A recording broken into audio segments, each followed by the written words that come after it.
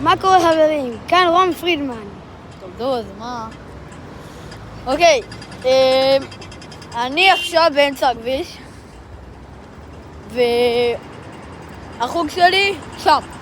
לא שאתם יודעים מה זה שם, אבל הוא שם. כן. רגע, אני אמור לחצות כאן.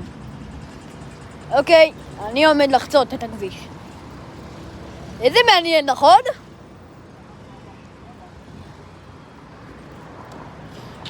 אוקיי, ירוק.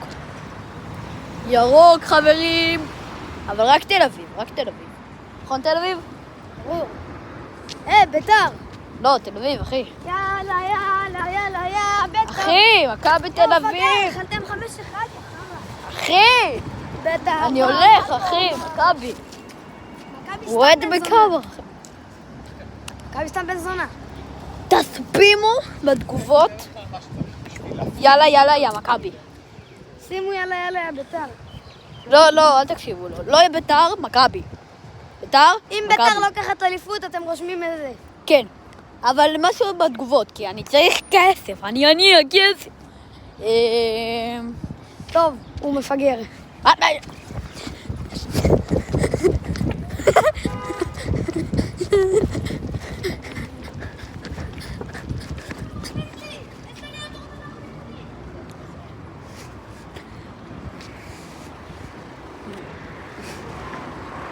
טוב, הוא הולך לחנות, אני לחוג.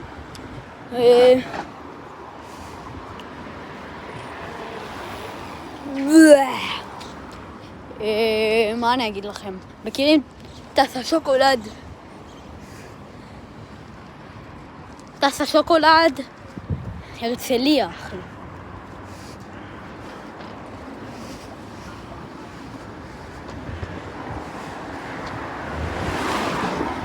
טוב, אני הולך לרוץ מפה עד לשם. תלכו לי בהצלחה. אני לא יכול להיות בסרטון.